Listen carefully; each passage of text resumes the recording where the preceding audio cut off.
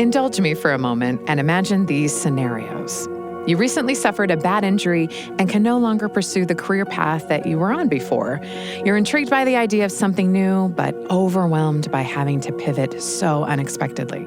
Or you just moved into a new city where you don't know anyone, and you've decided to go across the street and introduce yourself to your new neighbor. You're nervous and self-conscious, but you want to make new friends. Or this one. You've recently decided to go back to school after being a stay-at-home parent. You feel empowered by the decision to learn and pursue your interests, but are struggling with the stress of finding a new balance between parenting and school. Each of these scenarios are unique and complex, but they all share a common thread. They present new opportunities, but also complicated decisions and difficult sacrifices that are often unfamiliar. They're all stories of starting over.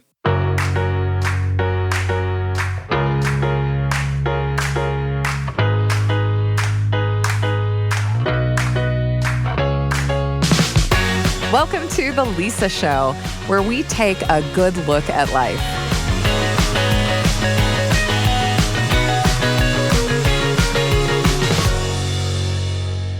All of us, at one point or another, have to start over somehow.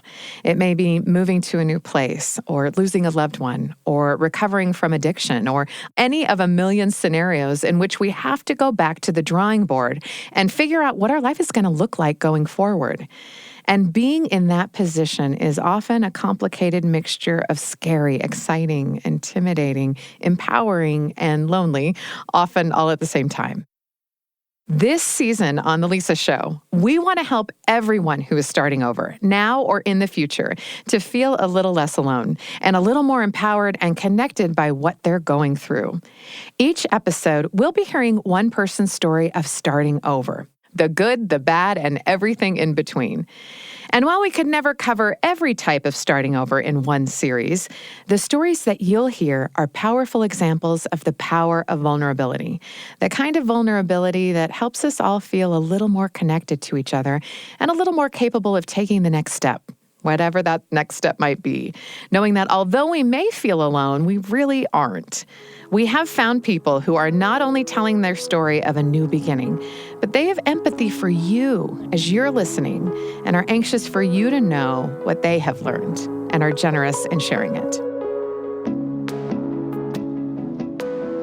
So in this first episode of The Lisa Show's series on starting over, we talked to Shannon Jenkins about her experience starting over, doing something almost all of us had done at one point or another, trying to start over after the end of a romantic relationship. For some of us, it was after a heartbreaking summer fling as 20-somethings. For others, it was after the devastating end of a years-long marriage. And for others, like my first guest, Shannon, it's after an abusive, toxic relationship.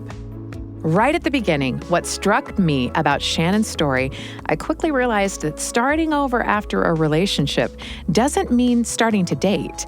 In reality, it's the internal shift she had to make to start over her life, and that is the focus of her story.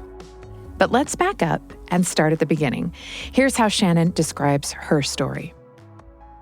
Well, hello, everyone. My name is Shannon Jenkins. I am Australian and British, hence the hybrid accent, and currently live in Switzerland. Amazing. Very international. Yes, very international. And there have been, accompanying that, obviously a lot of starting overs. But the starting over that sparked my podcast inspiration was in relation to leaving an abusive relationship, a toxic relationship, and plucking up the courage to leave and have quite a difficult legal battle, in fact, for 2 years, which resulted in me getting custody of our son and permission to relocate to where I now reside in Switzerland. So this for me was the opening of a whole new chapter. And like perhaps many of you who are in new chapters and fresh starts in your life, you realize that there is so much fear that accompanies that, and it demands a lot of courage, and you're left in this abyss where you go, okay, what is the next right step? And who am I now? What does this next version of me look like? So they were the questions that I started asking myself throughout this whole period that have led me to where I am now in this new country with a new business. Her new business and the podcast she hosts is Starting Over with Shannon Jenkins. Shannon is now helping others with their own fresh starts all over the world. As someone who is wary and honestly kind of exhausted by the thought and mention of starting over in any aspect of my life, and knowing that Shannon is enthusiastically inspiring others in this arena, I was curious about how this happened. How does someone who starts with a dramatic, lonely, heartbreaking escape from an abusive relationship start over with a 6-month-old and looming legal and financial problems piling up? So I started at the beginning and asked Shannon about the very start of her journey of starting over, her decision to leave her partner. She told me about the night that, after years of abuse, finally pushed her over the edge. I had a moment, an evening, where we had an argument in the living room, and my son, who was 6 months old at the time, was sitting there, and me and my now ex-partner were shouting across the room to one another. And I had this moment of, I can't do this anymore. I can't do this to my son. I can't do this to myself. And there's something about being put in a situation that can be quite challenging that almost gives you the courage to make a change. It can be almost like ripping the plaster off. You want it to go slowly, but there is something that is really difficult and can cause a lot of suffering that makes you go, yeah, okay, I'm done. And that was it. That was it for me. It was like, no, I want to have a better future. I see where this is going, and it's only going to get worse. So I've got to pack my stuff and I've got to go. And it was terrifying, but it was absolutely the right decision. And I think we only know sometimes that those are the right decisions in hindsight. I think one of the hardest parts of starting over in any situation is the unknown. For me, I just want to make the right decision that will put me in the correct path, right? Into the unknown future. And I think this is what keeps a lot of us from starting in the first place, the fear of making a misstep or a mistake. So I think what Shannon mentions here is vital, that we really can't ever tell how a decision will go until after the fact. She says, I can't do this anymore. She knew what she didn't want, and then she was ready to act on it, but she didn't know what would happen next. And that not knowing is terrifying. So many of us, if given the choice that Shannon had, choose to stay in what we know because it's so hard to see just how good starting over could be. Here's how Shannon described it. And I think that opens for so many of us a great fear of the unknown, where there's a blank canvas in front of you, and it often depends on the mindset that we approach that with. You could see the blank canvas as being exciting and full of possibility, where it's an opportunity to embrace the journey of becoming, or it could be absolutely terrifying if we allow it to. Just because you have fear, it doesn't mean that it's not the right thing to do. I think there's a famous saying about courage is not the absence of fear, but deciding that something else is more important.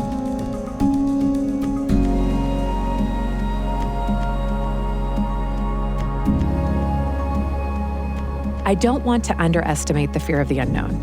I haven't had the same life experience Shannon has had, but I do know that fear of not knowing what the next step is and needing to make some decisions. And that kind of fear can be immobilizing. When your nervous system is overloaded by that fear, it's easy to want to retreat and to not act, not to do anything, fight, flight, or freeze. And usually, like in Shannon's situation, or in my fear of the unknown after my husband died, the stakes are high. Like Shannon, my decisions are not my own because I'm a mother, so my kids are impacted as well.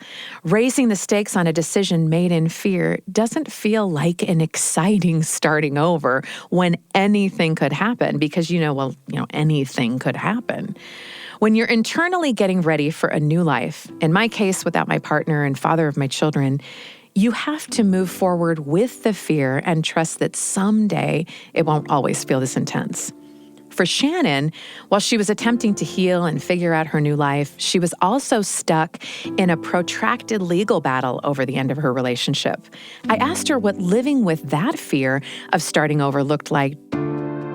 This looked like a lot of moments of crying and getting angry and allowing myself, in fact, to feel it all. And I think that's a really important point in and amongst this, like what I would say is a healing journey. We often want to be able to manage it all. Of course we do. But we have to admit that sometimes times are tough. And I think we need to accept that there is a process of release through that. So actually where I did derive my strength from, in many respects, to continue what ended up being quite a long and vicious battle, I will say, is the ability to stay open to love as opposed to hate. And that we could see that from many angles. I don't necessarily mean love romantically, but I think love of oneself, appreciation of oneself, also of the community aspect, friends, family, leaning on support, as opposed to getting stuck in the mental cycles of why me? Why is this happening? How could somebody do this to me? There's a quote by Byron Katie that I love, and she says, "Everything happens for you, not to you." So hard in real time, but I think in those moments where I could do that, where I could say, okay, what is life trying to teach me right now? It's really powerful because it puts you into a space of empowerment as opposed to victimhood. I'm glad that Shannon brought up the idea of what is life trying to teach me now? Because in the moment, you don't, or at least I don't, want to learn one more big lesson. I just want to get through it and be on the other side of a hard new beginning. You know, when everything is settled and you feel comfortable again, right? But again, this is one of the fundamental reasons why starting over is so daunting sometimes, and we drag our feet in the beginning. It's an important message. There will be lessons learned, and somehow trusting that, even if you won't see those lessons for a while, feels comforting. It feels like you're laying a foundation for the right thing in the future that you'll be able to enjoy eventually. I love what Shannon mentions about how even in the thick of an indescribable, difficult emotional time, at least leaving herself open to love and not to hate allowed herself to start down the path of starting over, leaving a space for love to grow. Not just love for others, but especially love for yourself is the smallest but most crucial step towards being able to replace those negative feelings with empowerment and excitement for the future. It's so easy to become negative about everything and to hate everything and everyone and become jaded about life. But having the mindset to just be open to love was one of those early thoughts that made a big difference in the path she was laying out for herself. That said, it's obviously easier said than done. Shannon told me about how she had to shift her mindset as she was starting over and listen to how passionate she is about changing your internal mindset, that it becomes, unknown to her at the time, part of her life's work in helping others. Well, I think there's a time in all of our lives where we have a difficulty that forces us to start asking more questions about how we've built our life, the choices that we've made, why we are the way we are. Why is it that I chose this type of partner? Oh, look, because in my case, I didn't have a dad around. You know, I never knew him. I had a very unstable childhood in many ways, and I was seeking somebody to support me that I felt protected with. And that was a big wake-up call in respect. So after this, I started this process of self-discovery, of self-awareness, of going, well, okay, what is it that made me choose a narcissistic partner, essentially?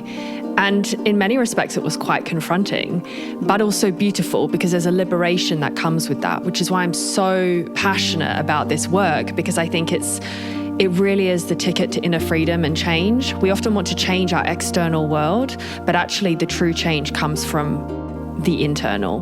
When we change how we are internally, that emanates outwards. So I think in terms of the healing and the steps, I mean, in the context of my relationship, there was definitely a getting to safety part and also getting to safety internally. I think I realized that in many respects I'd been in a state of nervous system dysregulation, fight or flight, freeze mode, consistently rushing around and never feeling calm or at ease. So I think the process of, like I said before, about releasing heavy emotions, that's so integral to that, rather than keeping everything in a heavy backpack that we carry around for years and years and years. Like, no, let's lighten the load a little bit. So that was releasing the grief of the life that I wanted. I mean, so many of us have that, right? Where we have an idealized image of how we want our life to be, how we want things to go. And then it can be devastating when that doesn't go to plan. And all of a sudden, it's like a boat that's cut away from its moorings, that's just drifting. And you say, but this isn't what I planned. This isn't what I wanted. I don't know what to do next. So that, I think, was a big part, was learning how to get more grounded and more stable in myself, as opposed to seeking the external to do that for me.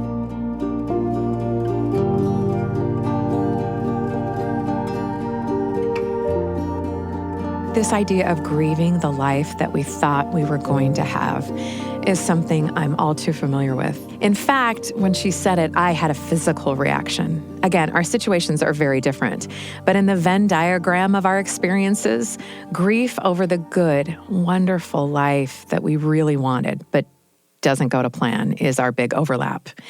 It is a devastating kind of grief, and I have felt in the moments when I've tried to hang on to how life really should be or how I had planned and worked for it to go, that it seems like loyalty, but it's really an extended idea that isn't real and doesn't serve me or my kids.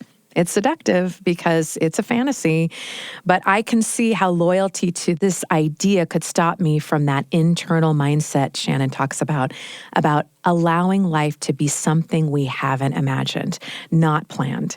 And like she said, to get more grounded and more stable in myself helps us do that, to have something real. And then it doesn't matter what external things happen. It really takes courage to start over, especially while managing this grief that may never fully go away, and is the true foundation of courage, and that's self-love. I think we often picture courage as a person who is strong, stoic, and white-knuckling their way through life while kind of shoving their struggles aside. But in reality, I found that real courage has to be built on kindness for ourselves. I have to be willing to forgive myself for the mistakes I'll inevitably make, while also being proud of my successes if I'm ever going to realistically start over at anything. Shannon told me about how self-compassion helped her starting over with a new, possible romantic relationship. After such a deep hurt, it seemed like such a huge risk. But she emphasized that starting over after the end of a relationship is not the start of a new one. Again, it's that internal pre-work of self-love and compassion, no matter what your future relationship status may be.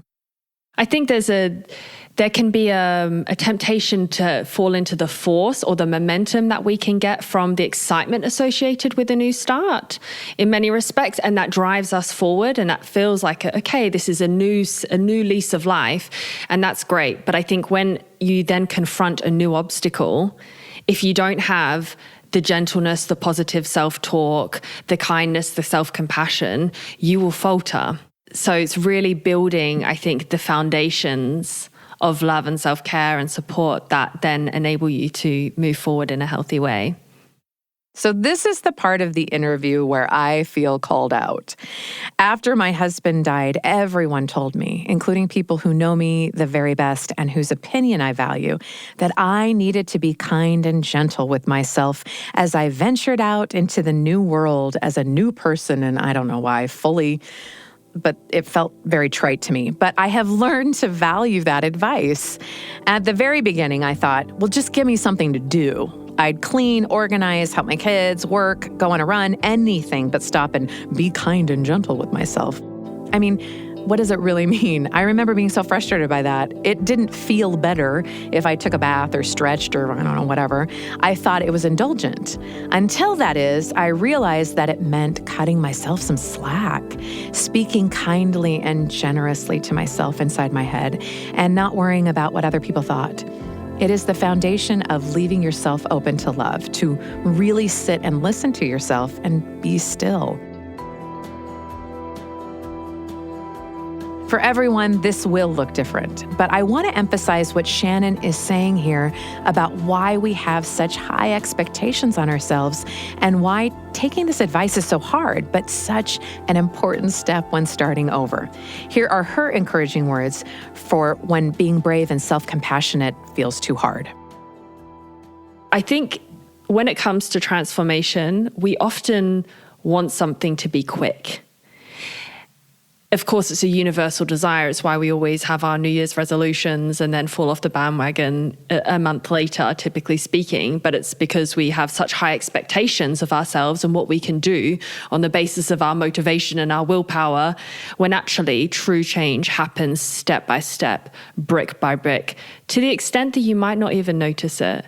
And it can happen in the micro moments where I look back and I go, oh yeah, that would have been the moment where I did such and such, but now I don't anymore.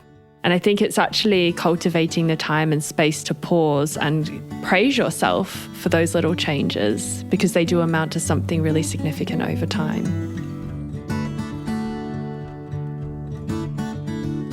It seems more manageable and encouraging to think of this as a brick-by-brick process of development, as much as we want to hurry up and be done with the starting over process. But I really wanted to know those little things that, looking back, really helped the most. As we were talking, and my conversation with Shannon covered a lot of topics, I remembered that earlier we were talking about attachment styles and how learning about them had made a significant impact on her, and I wanted to include it here. Here's what she said.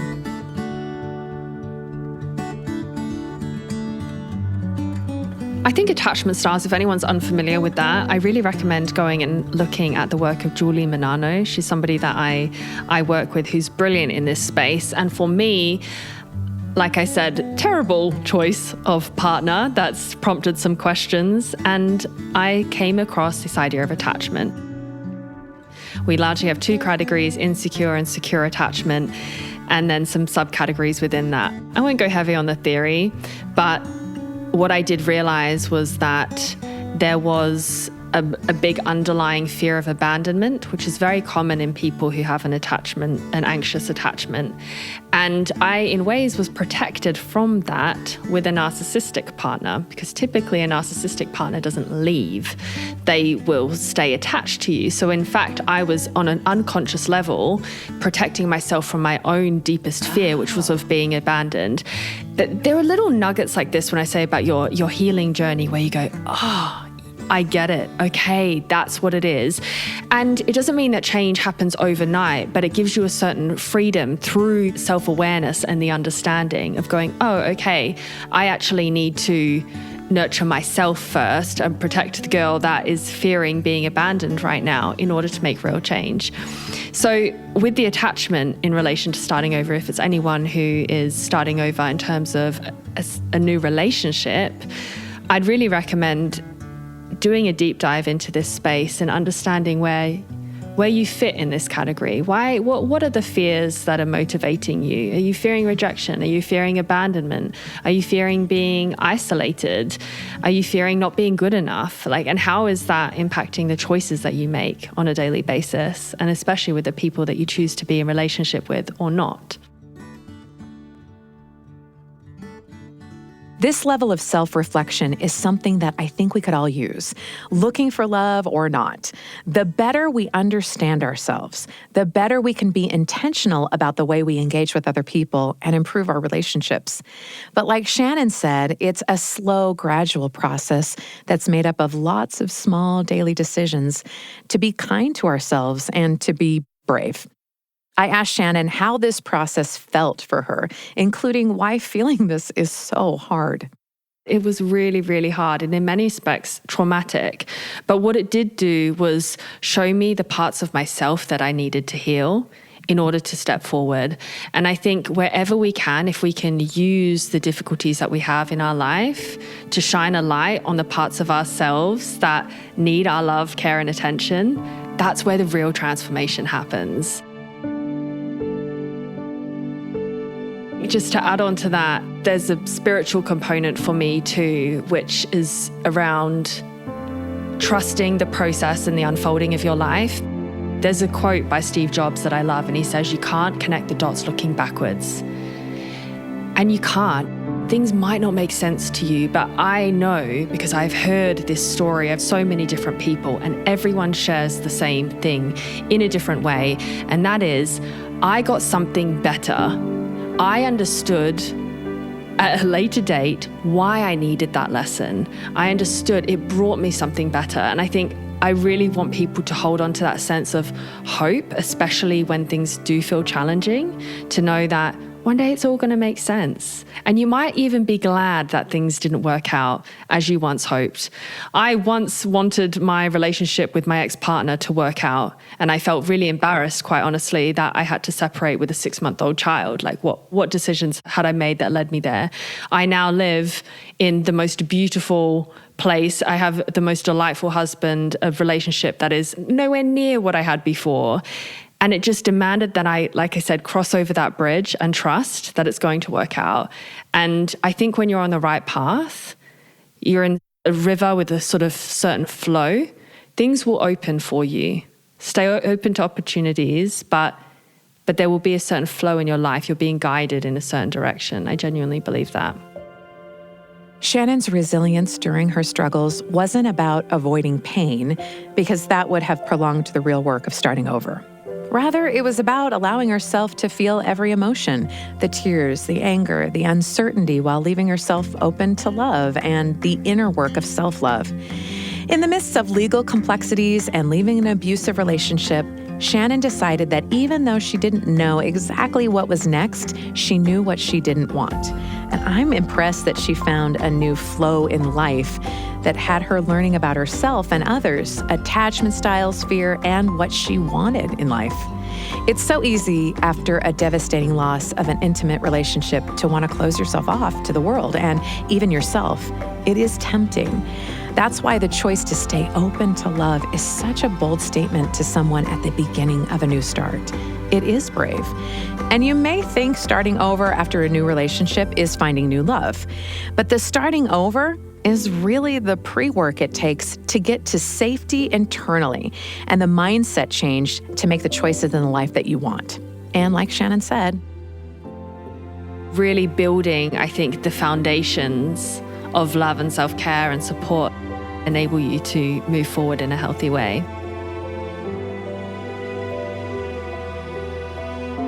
As we continue this series about starting over, you'll hear more stories about the importance of finding compassion for ourselves, learning the courage to embrace the unknown, and allowing ourselves the grace to feel.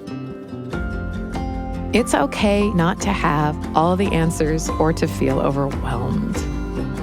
The journey of starting over is rarely linear, easy, or one size fits all. And so knowing that, and that we will all face starting over in varying degrees throughout our lives, I invite you to listen to the rest of this series to begin that pre-work of starting over with us all here and with me on the podcast, with more empathy for each other, moving forward in more healthy, compassionate ways on foundations of love, encouragement, and real power. I mean, we're in this together after all.